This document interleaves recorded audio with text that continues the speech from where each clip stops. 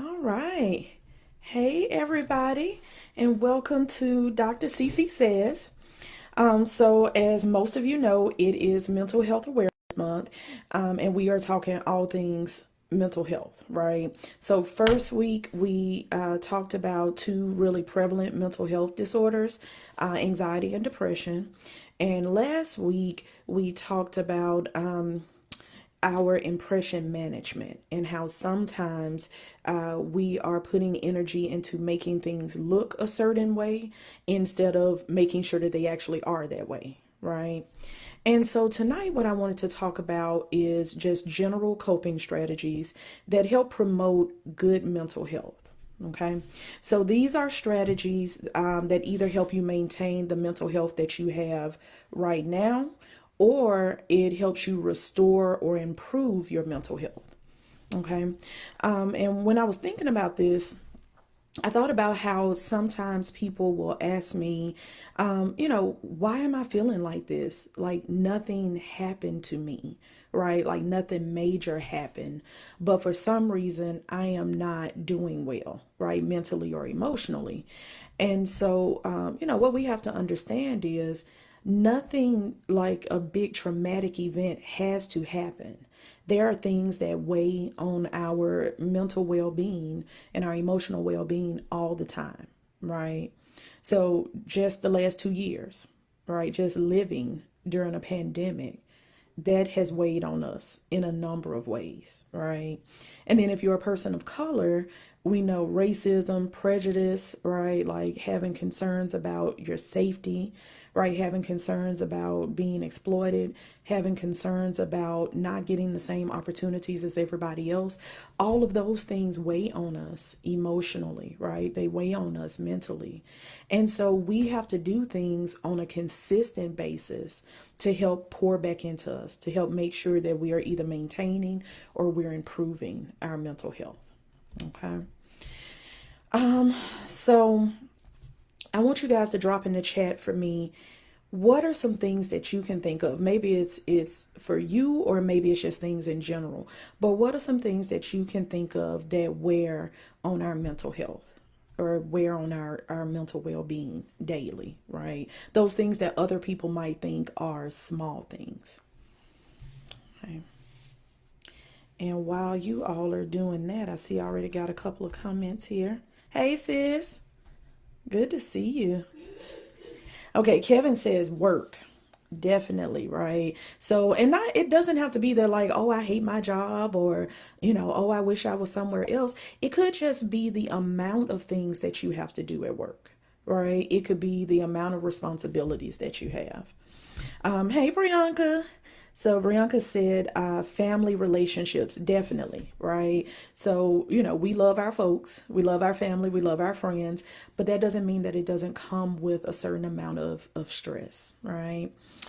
Sis said work life balance, definitely, right? So sometimes we do too much of one, right? And usually that's work.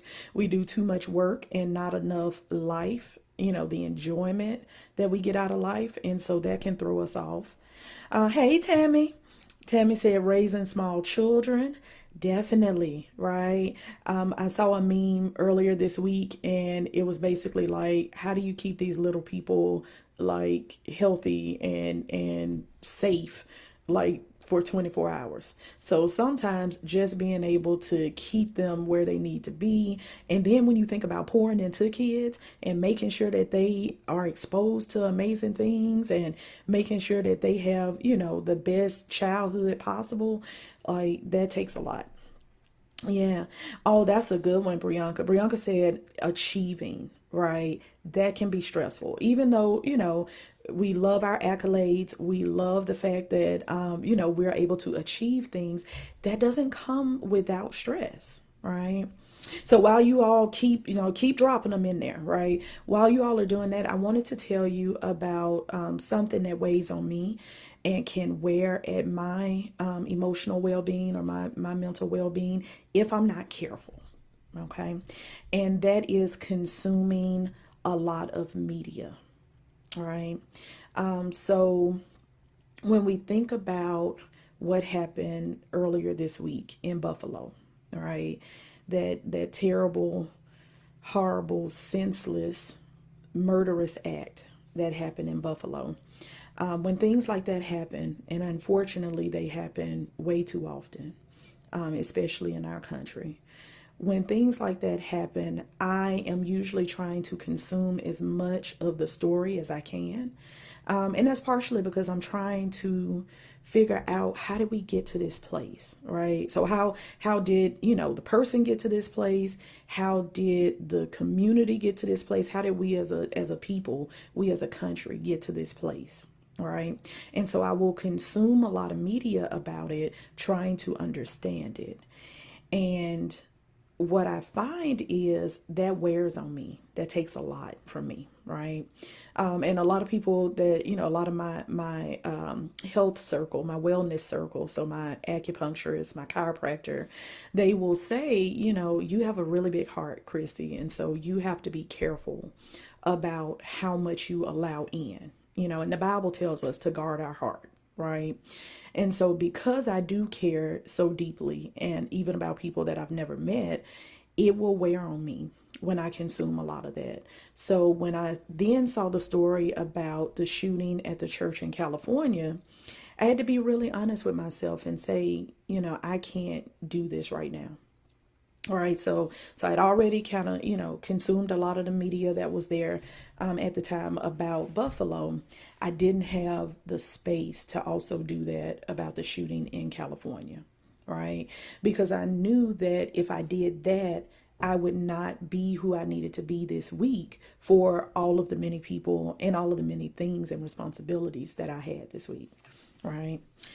So with that, I had to disconnect. And that's one of the things that I wanted to talk to you all about tonight. All right. Disconnecting from media, disconnecting from technology. And so I'm going to read through a few more of your comments, but drop in the chat, how do you handle your connection with like social media and your cell phone and media, news? Do you have to disconnect? And if so, do you plan it? Or like, how do you know when you need to disconnect? So y'all drop that in the chat for me. And I'm going to read a few more comments here. Okay. Yeah, so Brianka, you said it. I didn't even see it, but you said social media. Yeah. Yeah. Tammy said trying to figure out what to eat and to eat right. Yes. And so Tammy, we'll talk about that in a minute when we get to like routine and all of that. But eating right really does help us emotionally as well. And so we'll talk about that. Yeah, but how do you all, how do you, if you do, have you decided to disconnect from, media or technology? And if so, how do you know when you need to do that?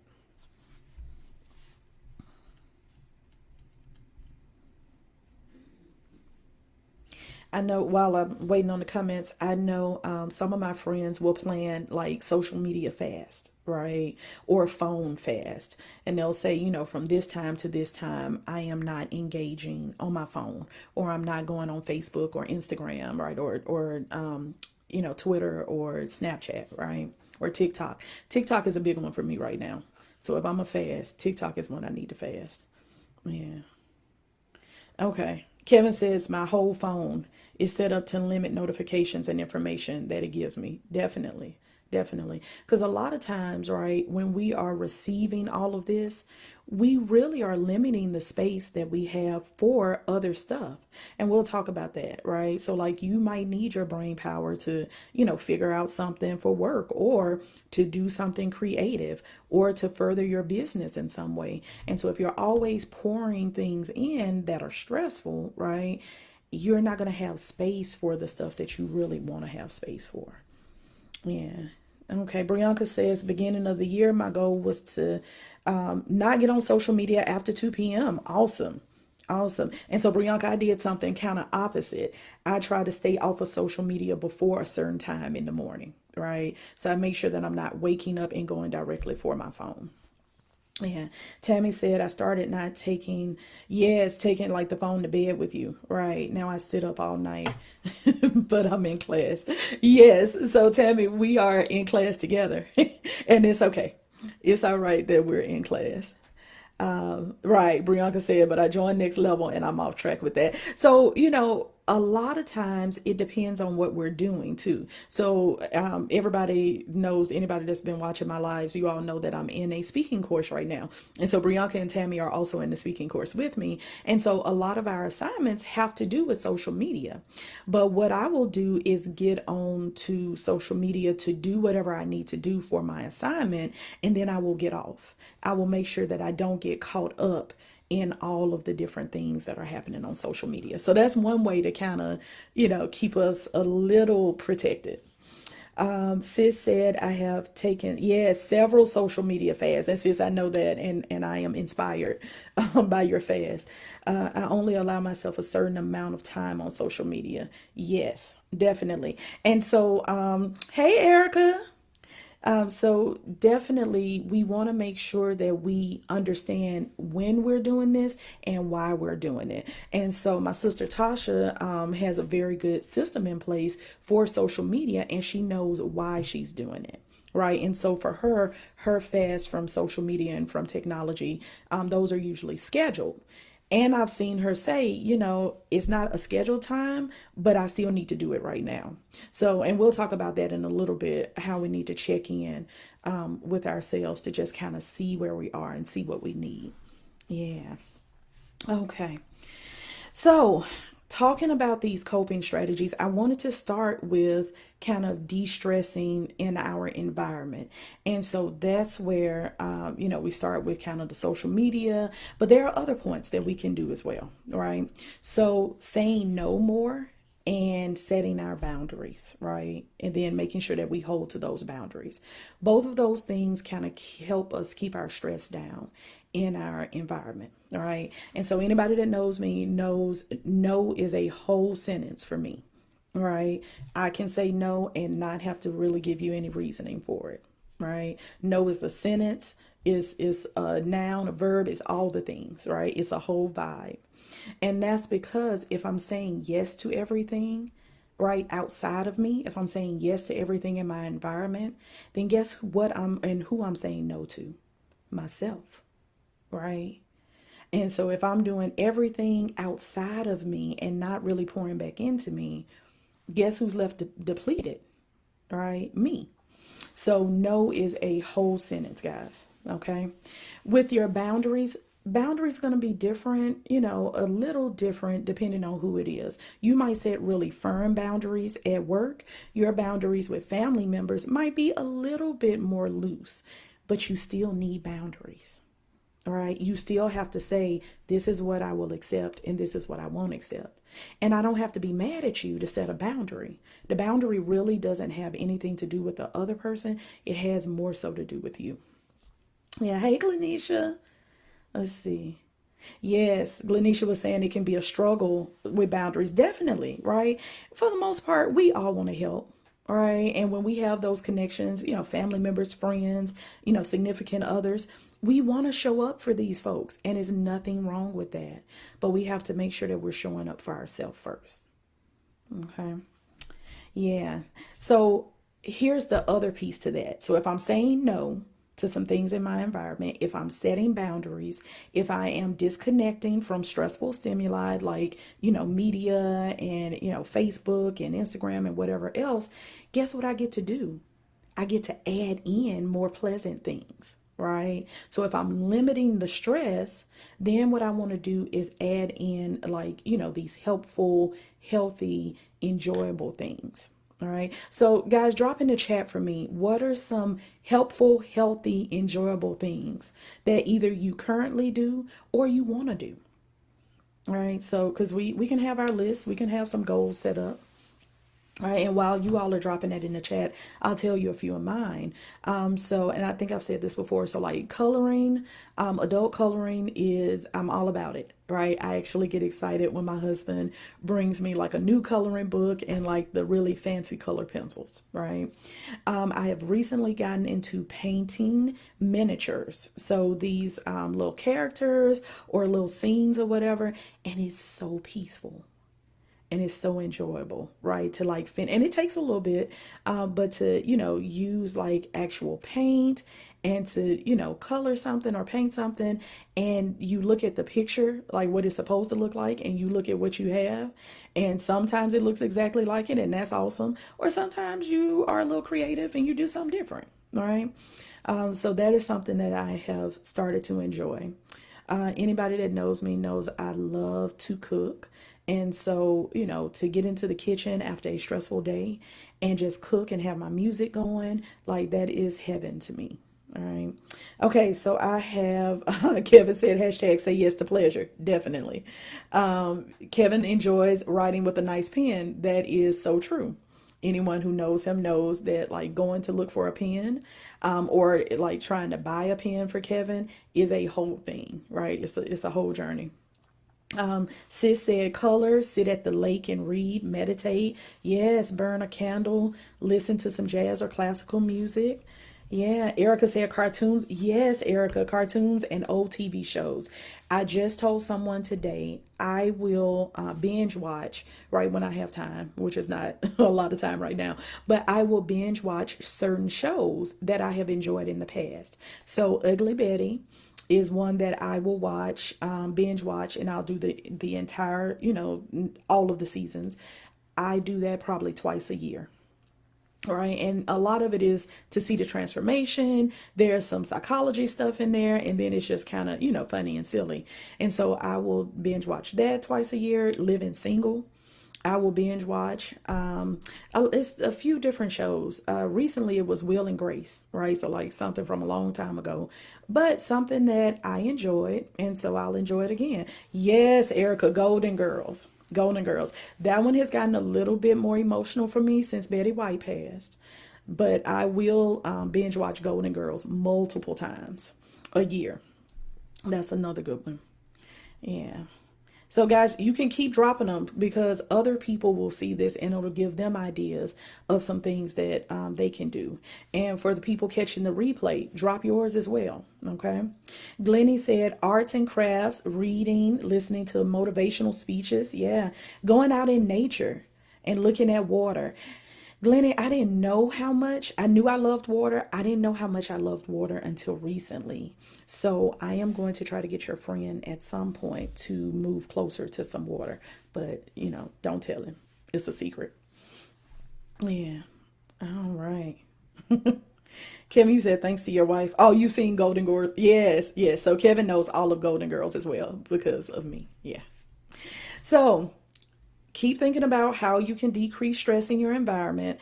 And I'm going to move to increasing or maintaining structure and routine. And so let me tell you why this one is important. A lot of people feel like it's just for kids. Oh, kids need a routine, but as adults, we're fine to just kind of do whatever. All humans need some type of routine.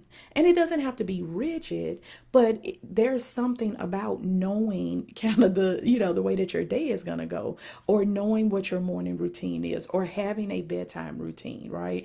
That type of stuff helps us with our eating. It helps us with sleep. I was telling someone recently, I used to work in a sleep clinic. And so in that clinic, it was kind of shared by pulmonologists, right? So like the sleep doctors, but then also behavioral psychologists. And what we found was that as much as you could use like sleep aids, like medication, right? And as much as we could talk about CPAP machines and all of those other things, there was a lot to be said for the behavioral management piece of that. There was a lot to be said about routine. All right. And so if anybody's having, like questions about sleep concerns, you can drop it in the chat or you can DM me and we can talk about that a little bit more. But one of the things that we always told people that were having sleep concerns, you need to have a routine. All right. You need to use your bed for sleep and sleep only, not for work, not for lounging. You need to make sure that you try to go to bed around the same time. You try to wake around the same time.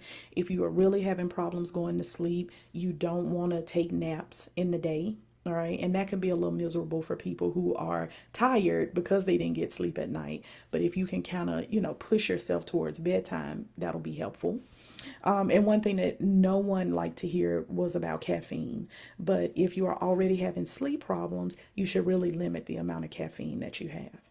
All right. So again, routine, structure. So, um, so that's something that we all can kind of benefit from. Part of being structured is being organized, being as organized as possible, using scheduling tools, right? Using memory aids. I can't tell you all how many times kids come in and say, "Oh, I know what I got to do," and I'm like, "Oh, okay, where is it? Show it to me in like your planner." And they're like, "Oh no, I have it in my head." How does that work? Right? I don't know about you all, but if it's not in my calendar, it doesn't exist. Right? It didn't happen or it won't happen. Right? So we need to be able to use things that make our life a little bit easier. Use the apps on your phone, or if you're like me and that gets really mundane and you stop looking at it, make sure you have some type of paper calendar or planner. All right. Does anybody else use a paper calendar? If so, drop me in the chat. All right. Now, this last part about increasing or maintaining structure and routine is something that we talked about last week as well. Delegating responsibilities and asking for help when needed. Right. So we can't stay in our routine if we're doing everything for everybody all the time. Right. We can't be very structured if we're trying to do our job plus two or three other people's jobs. So we have to be okay with letting go, delegating, right? And allowing people to help us when they offer and asking for help when we need it. Okay. Yeah, Sis says she has to have her planner. Yeah. Oh, Glennie, yeah, the Calm app is great too. And she uses Outlook for calendars. Yes, yes, definitely. Now, this last part probably sounds like it's pretty intuitive.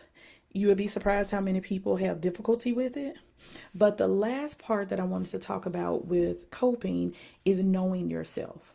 So before you can really create a routine that works for you, before you can figure out how to decrease the stress in your environment, right? Or even kind of address some of the things going on the inside of you, you need to know yourself. And how do we do that? Right? So, one, we have to sit with ourselves. How many people do you think have issues sitting with themselves? I used to, right? Because we're not really conditioned to sit, be still, be quiet, and actually be alone with our thoughts. And so when I was used to going all the time, to sit still, to be in a quiet house was like torture for me, right? Thank God I'm in a different place. And now I actually crave silence sometimes. And so it's nice to be able to have the space to just sit and be with me. Yes, it's several people, definitely. But we have to learn how to just be with ourselves because you can figure out a lot about yourself when you're just with yourself, right? That's when you can have time to reflect on what you need, reflect on what you want, reflect on the desires that God has put on the inside of you. We talked about that back when we were talking about authenticity, right? God has placed some stuff on the inside, things that you long for, things that you have a desire to do. God has placed it there. We just have to be quiet and be still long enough to identify it, right? And then listen to what the steps are for us to then carry it out. All right. Another one is being able to identify our values and our aspirations and our goals. Again, you can only do that once you're kind of still and you're paying attention to yourself. And then another part of that is being what we call mindful, right? Instead of having your mind full of things, right? Who here, just drop me in the chat if you have been driving, let's say from work to home, and you arrive at home and you don't even know how you got there. I know I've done it more than once. right? Because as you're driving, you're not thinking about what you're doing. You're not being present in the moment. You're actually thinking about something that happened at work, or you're thinking about something that you have to do at home, right? And so that's your mind being full of things instead of you being mindful in the moment, right? Yeah, definitely. Definitely. I see a couple of people have had that happen. I saw somebody's post, one of my friends from home from Birmingham, and she said she had had like a 12 plus hour shift, and she showed up at the house that she used to live at, but she had moved like a couple of months ago. And so she showed up to the old address and didn't realize it until she got in the driveway and was like, oh, I don't live here anymore. Right. Now, of course, some of that is 12 plus hour shift. And when you're tired, when you're fatigued, when you're hungry, that kind of contributes to your mind being full instead of you being mindful. So we really have to, and I'll probably do a live about mindfulness and about how we kind of center ourselves and make sure that we are paying attention to what's going on the inside, and, doing reflection and things like that. Because there are a lot of different strategies, a lot of different activities you can do to help you become more mindful. But we got to learn how to do that. Okay. Yes. Yeah. Okay, Erica, I see you said autopilot. Definitely. Definitely. That's what that is. Yeah. So, guys, that's all I have for you tonight.